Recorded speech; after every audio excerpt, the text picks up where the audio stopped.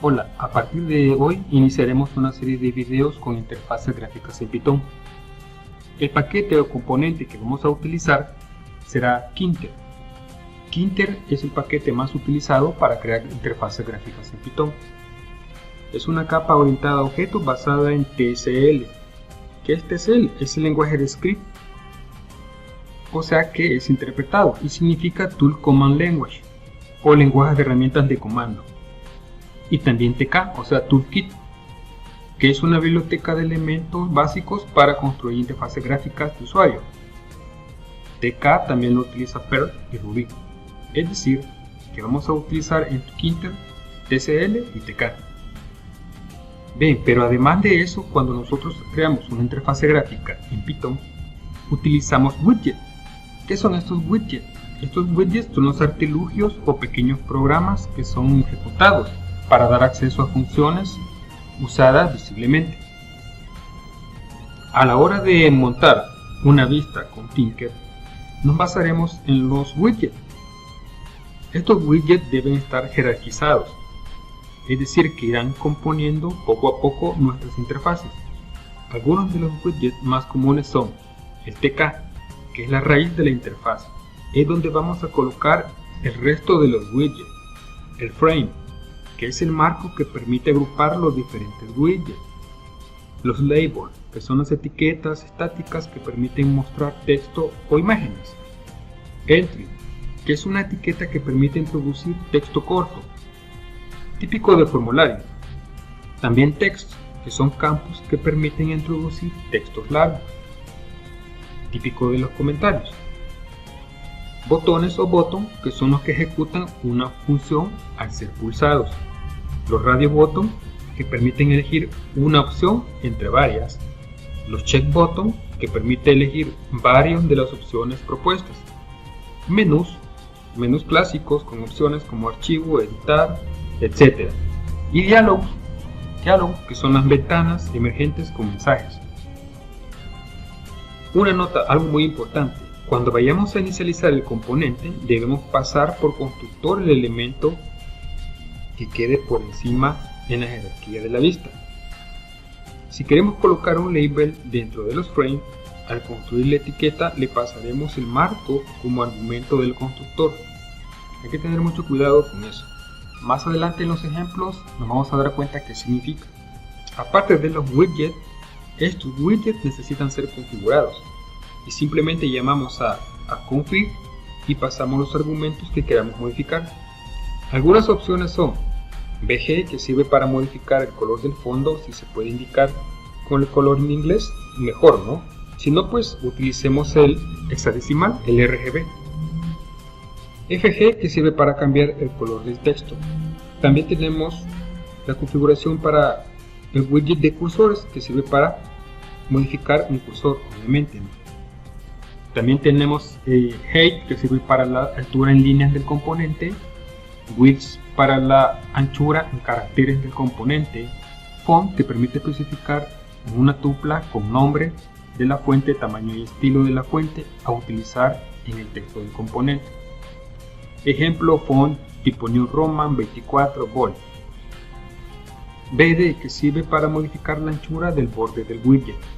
También tenemos relief, que cambia el estilo del borde del componente. Su valor puede ser flat, sunken, solid, groovy, etc. El state, que permite deshabilitar el componente en disable o enable, por ejemplo, en un botón que no se pueda clicar. El padding, que es el espacio en blanco alrededor del widget en cuestión. Bien, todos estos widgets y la configuración debe tener una gestión en la composición, no pueden estar colocados en el frame hacia el azar. Es muy importante que cuando tengamos configurado el componente utilicemos un gestor de geometría de componentes. Si no, el widget quedará creado pero no se mostrará. Hay tres gestores de geometría y de composición. Los tres más conocidos son el path, que cuando añadimos un nuevo componente se hace un hueco a continuación de los que ya están incluidos.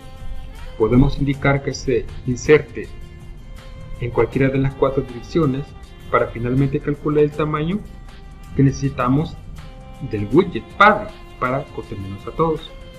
También tenemos el place. Al insertar un componente podemos indicar explícitamente la posición en coordenadas X y Y dentro del widget padre. Y tenemos el grid, que la disposición de los elementos es una matriz, de manera que para cada uno debemos indicar la celda, fila y columna que queremos que ocupe. Bien, y finalmente tenemos la ejecución. Una vez que tenemos todos los componentes creados, configurados y añadidos en la estructura, debemos terminar el script con la instrucción main_loop, precedido por el nombre de nuestra variable, o de nuestro objeto creado, o de el nombre de nuestro frame. Por último, la ejecución, que una vez tenemos todos los componentes creados, configurados y añadidos en la estructura, debemos terminar el script con la instrucción main_loop, precedido por el nombre de nuestro objeto. Así, cuando ejecutemos, se creará nuestro GUI. Un truco, que si guardamos el script con extensión .py en vez de py como lo hacemos normalmente, al ejecutarlo se abrirá nuestra interfaz sin pasar por terminal o por algún IDE. Bien, gráficamente podríamos explicarlo de la siguiente forma: que primero tenemos que importar los componentes clave y el módulo Tinker. Segundo, tenemos que iniciar el administrador de ventanas y le asignamos un nombre de variable. Este método creará una ventana vacía con los botones cerrar, minimizar y maximizar. Un paso opcional es renombrar nuestra GUI. Yo recomiendo que sí renombremos nuestra GUI para que sepamos perfectamente en qué estamos trabajando. El siguiente paso es definir los widgets a utilizar, ya sea los buttons, los labels, el frame, etcétera, etcétera. A continuación, utilizar el administrador Geometry y el atributo path. Como ya mencioné anteriormente, eso es para que nuestros objetos, nuestra composición de nuestros widgets se pueda mostrar.